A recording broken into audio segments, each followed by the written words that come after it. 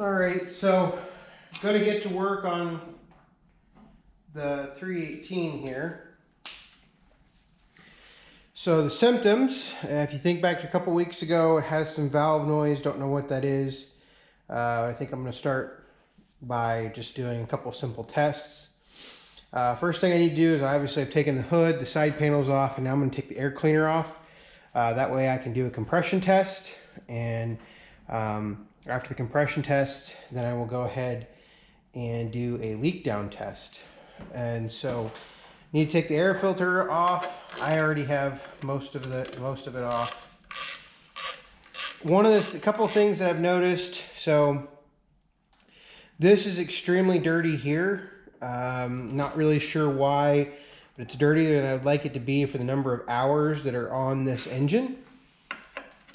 So that's not necessarily a good sign. It tells me I've got some oil vapor or oil residue coming from somewhere. I don't think it's from the engine, because inside the air filter area here is nice and clean. There's no oily residue or anything like that. So I don't think it's coming out of the check valve, but it's coming from somewhere else on the engine.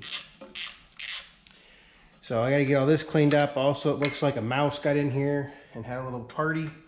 Left me a few little presents down here in the front. So I'll need to clean all this up. And then, so one of the things, some engines had these little covers, some engines did not. I cannot remember. I got the wrong size socket. So let me go get the different socket.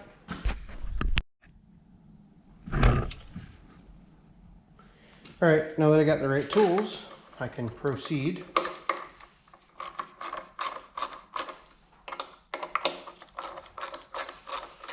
So I have no earthly idea what's wrong with this thing, but we are going to disassemble it as far as we need to figure it out, or at least give us a good idea what's wrong. Because obviously it does not work.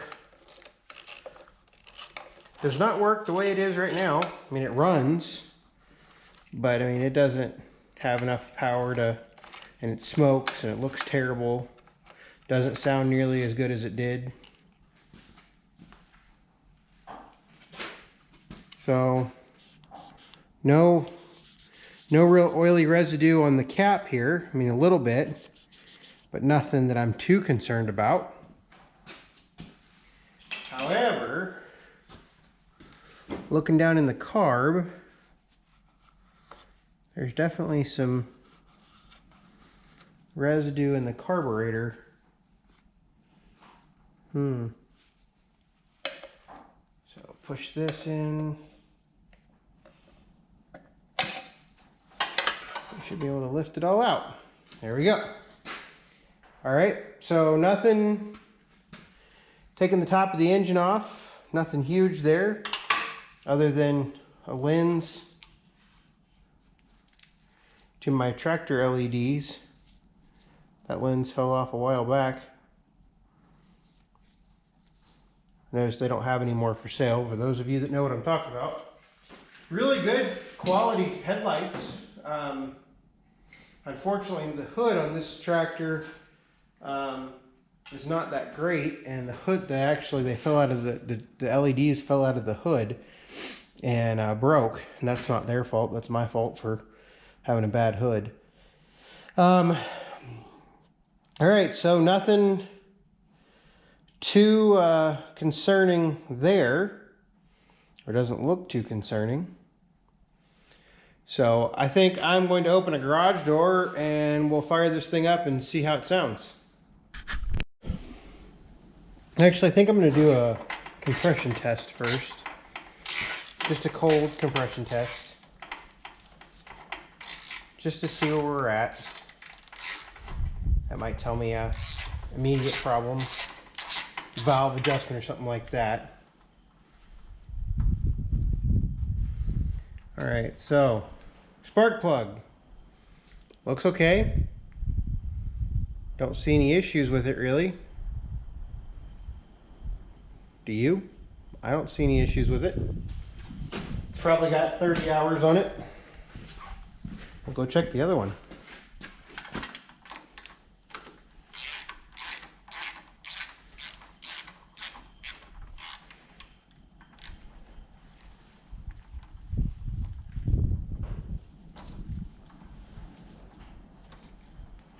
There is a lot of oil on this side of the engine. I don't see any oil coming out of head gaskets or anything. All right, so there's the, will be the left side of the engine as you're sitting on the seat. I don't see anything too terribly worrisome about that.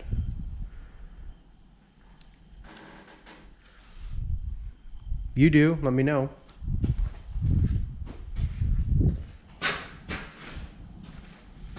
And comparing them, I don't see too much of an issue other than black goes up on these threads a little bit farther. I'm wondering if this one's not seating right.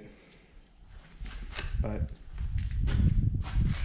we'll do a compression test first. So let me get set up to do that, and then we'll...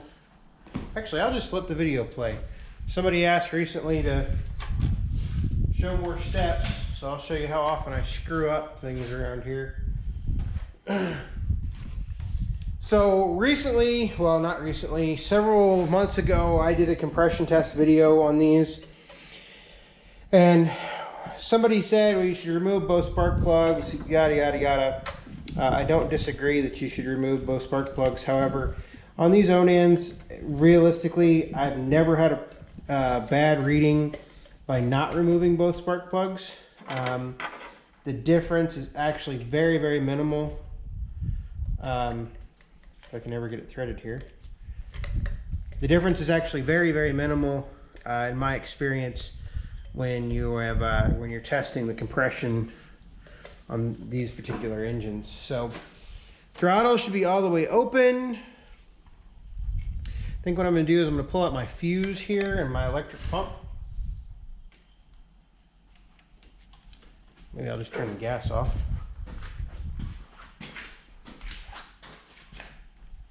Turn the gas off. And my electric fuel pump. I'm going to go ahead and pull that fuse.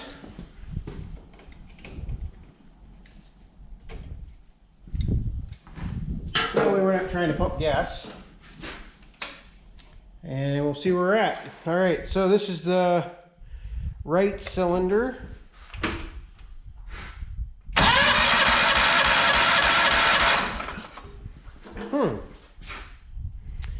So the right cylinder is right at 100 psi, which is unusual. Last time I tested this engine cold, these cylinders were at 120 plus, but I haven't tested this thing in several years.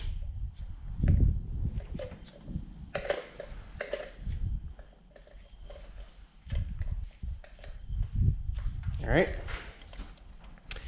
this is going to be for the left cylinder as you sit on the seat.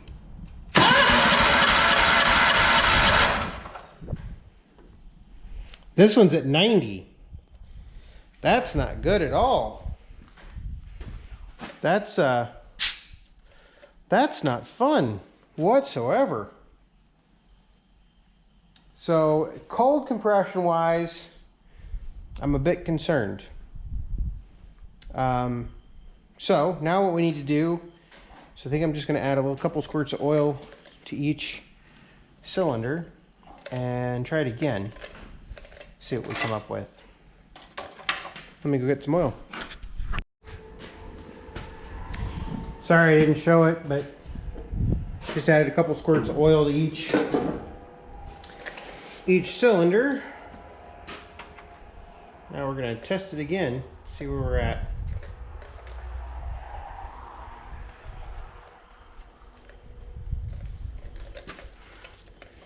All right, so this one was at almost 100 before.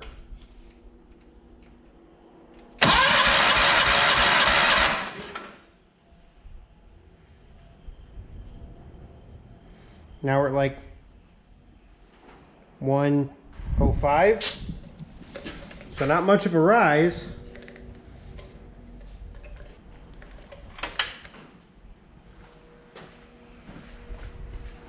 See what this side is.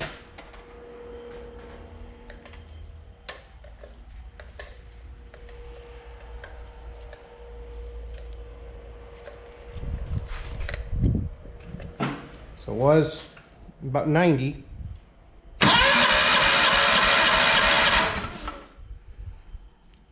Now it's closer to 100. So they both had a little rise, but not much.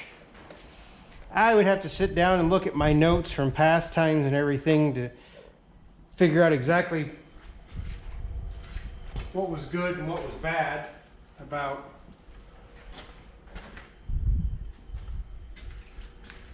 the pressure. Something was going on out the road. All right, so now what I think I'm going to do is I'm actually going to put the plugs back in it, run it for a few minutes, get it warm, and then retest the compression and see where we're at. See if that will answer some of our questions.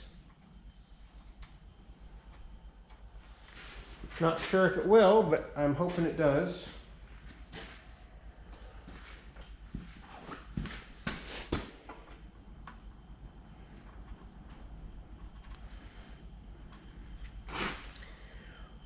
One of the things that a couple folks have asked me recently with regards to some of this work is, you know, how do you just know to do it and everything? It's like, I'm not expert. I am by no means an expert on doing this.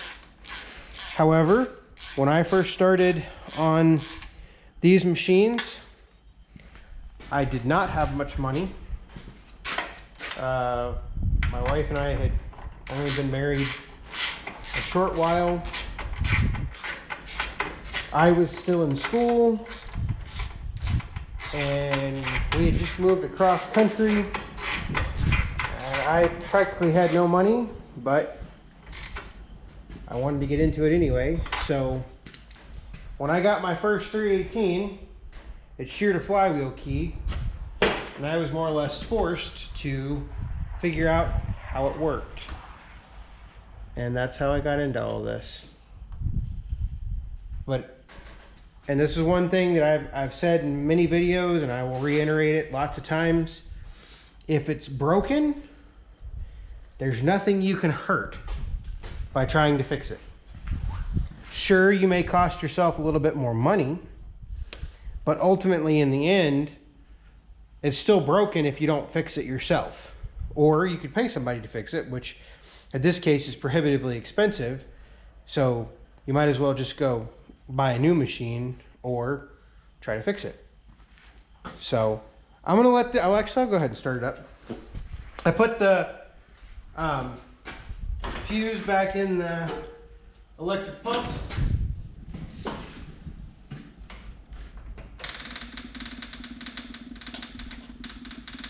Give it a little choke, throttle down. See how she fires up.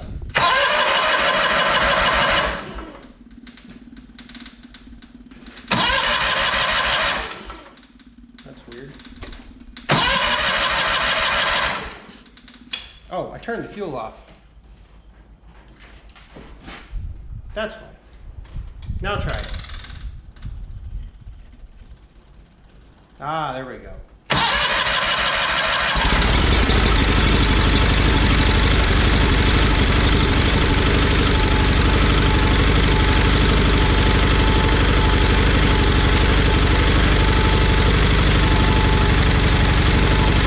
I don't know if you can hear that valve noise, but I sure can.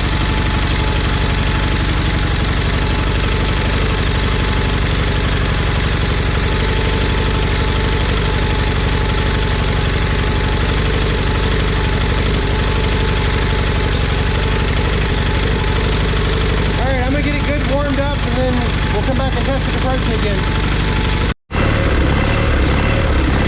So that's a new septum right there. It's never hunted.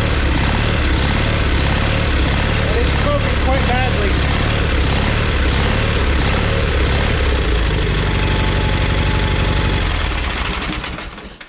So I am convinced that there's something valve issue related. So what I'm going to do is I'm going to go ahead and we're going to do a compression test. So I'll go ahead and pull the fuse again.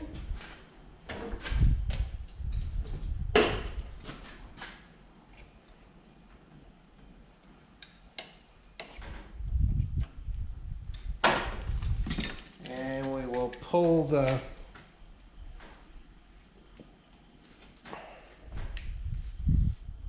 plugs. Ooh, it's quite a bit warmer than it was.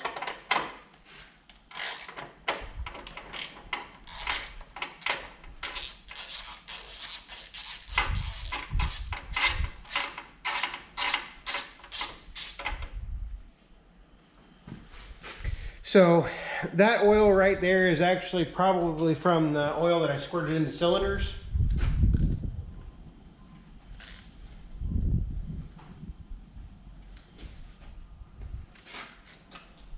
Set that to the side. We'll go get the other one. If you like this format where it actually shows me doing everything, let me know in the comments. Like I said, I've had a couple people ask that I post longer videos like this. But I feel like, I just don't think a lot of people would watch them. But I'm happy to take suggestions. I'm not always sold on how I do things. If somebody has a better suggestion, by all means, that's what y'all want to see. I'm happy to oblige.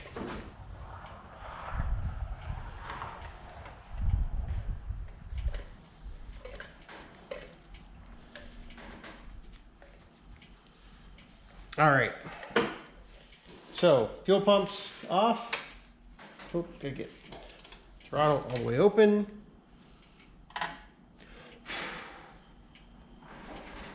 See how it goes. No change. About 90. No, is this one 110? So it went down.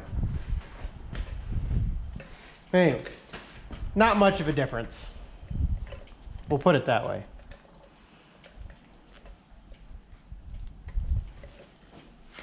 And this one is 90 again. So, not really much of a difference on compression. So now let's do a leak down test. So in preparation for this, went and got a new toy. I have been threatening to buy one for many years. Went and got an OTC cylinder leak test kit. Try not to melt the box on the hot muffler now. I have opened it and gone through the instructions, so that's about it. So this kit right here is actually metric. Comes with a manifold that you have to wiggle around to get out. The hose is down in here, but it's a metric hose. So I'm actually going to use the hose off of my compression test kit. And so the instructions are up here. It says allow engine to run till sufficiently warm. Turn off engine, which I have done. Remove all spark plugs. Remove air cleaner, radiator cap, crankcase filler cap. Got it. Or I have not removed crankcase filler cap yet, but I will. Rotate crankshaft until piston cylinder under test is at top dead center on compression stroke. Valves closed. Install proper adapter on the end of the test hose. Screw adapter with the test hose attached into the spark plug hole. Connect test hose quick disconnect to cylinder leak tester. Turn pressure regulator knob on cylinder leak tester fully counterclockwise. Connect source to compressed air to the tester. Test pressure should be 10 psi less than the maximum pressure produced by the air source, but not to exceed 100 psi. Slowly turn pressure regulator knob clockwise until left-handed gauge indicates desired test pressure. Test pressure must not exceed 100 psi. Right-hand gauge will indicate the pressure maintained in the cylinder under test. The difference between the gauge readings indicate the amount of leakage in the cylinder. See chart gauge for complete or for readings compared to percent leakage. We'll go over that here in just a minute. So what I'm going to do is I got to run the air hose back here, etc. And I have to get top dead center on this engine, which is not necessarily the easiest thing to do with where the flywheel is at. So I'm going to have to fish around a little bit and figure out where top dead center is at. So I'm going to work on that, and when I get it all set up, I'll come back and show you that part. All right, got the leak down tester all set up and ran into a couple difficulties. One is because this is a 2-cylinder engine and it's a opposed twin, putting air pressure in the cylinder is not extremely helpful, because it's just going to want to turn the engine over because there's just not enough resistance. So I'm actually having to bar the engine over until it gets to top dead center and then see what kind of pressure holds. What I'm going to do is I'm actually going to go ahead and bump my pressure up to, I think I can get it to about, well, we're going to keep it at 70. So this is the ingoing pressure, and this is the pressure that the cylinder is going to hold. I'd really like to get to 75 to figure out, because the table's over there for percent leakage, so it'll get to 75. So what I'm going to do is I'm going to rotate the engine, and then and you'll see I have to hold on to it. Hopefully you're going to see this in the camera. I have to hold on to it, and then we're going to take a couple measurements. Well, I'll give you the numbers. All right, so I'm actually going to adjust this back to 75 just because it's nice. So I've got 75 psi ingoing, and I have approximately 71 psi outgoing. So let me release this real quick. So you see how the pressure comes off because the valves are open. If I have 71, if my left-hand gauge reading is 75 and I have 71 psi, I have a 5% leak.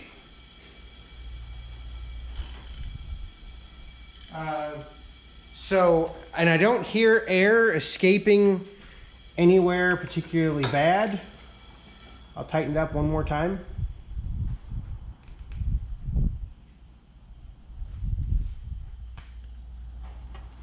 Most of the air is coming out of the carburetor.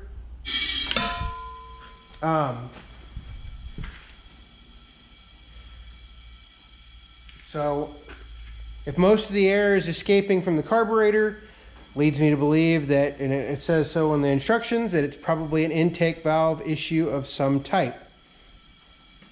So now what I'm going to do is I'm going to go ahead and switch over to the other side, and we're going to test the other one. Same 75 psi. I'm going to do the same process again, and we're going to see what we end up with.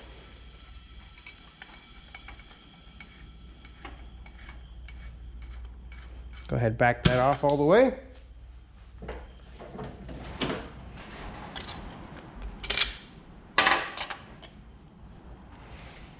So crankcase is open, carb is open, throttle is open, so there shouldn't be air. If air can possibly escape, it's going to escape.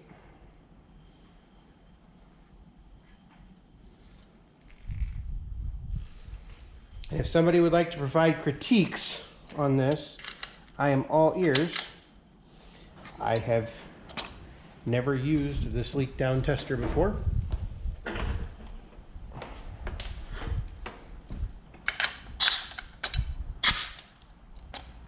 All right, so let's go ahead. Actually gonna have to rotate this engine over.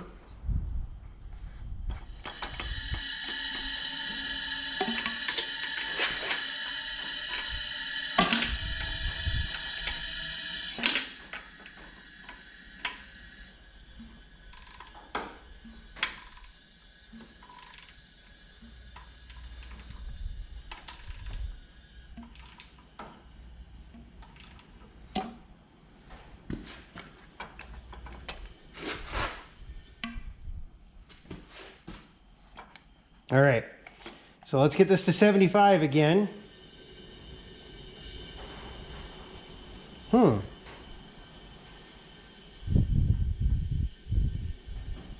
My ingoing pressure is 60. Oh, maybe I just didn't have it. No, there's something not right here.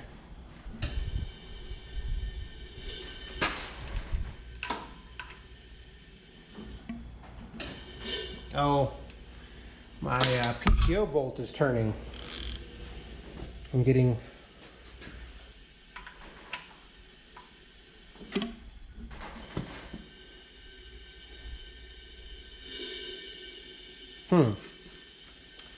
How do I stop that one? Hopefully you can see all this. So the problem I'm having is my PTO bolt on the front is turning and getting tighter. So what I'm going to do is I'm actually going to back off the pressure a little bit and see if I can't get it up. All right, so I've got a screwdriver jammed in the flywheel back there. I got 75 psi ingoing, and I've got about 73 psi outgoing. And I can't tell where the air is leaking. So basically I'll have what, 3% leak, something like that. Yeah, 3%. So 3% and 5% leak. That's what we've got. So I'm not really sure what is wrong with this thing, but I'm going to go do some reading. We're going to call it good for this video. I'm going to go do some reading, try to figure out exactly where some specs are at, whatnot, and we'll go from there. So you had to see a compression test and a leak down test, and you got some numbers. If you've got some thoughts, I'm thinking that my guess is right now I should probably just go ahead, pull the tins off, pull the carburetor off the intake, and adjust the valves and see if that helps. Because obviously it does not sound good.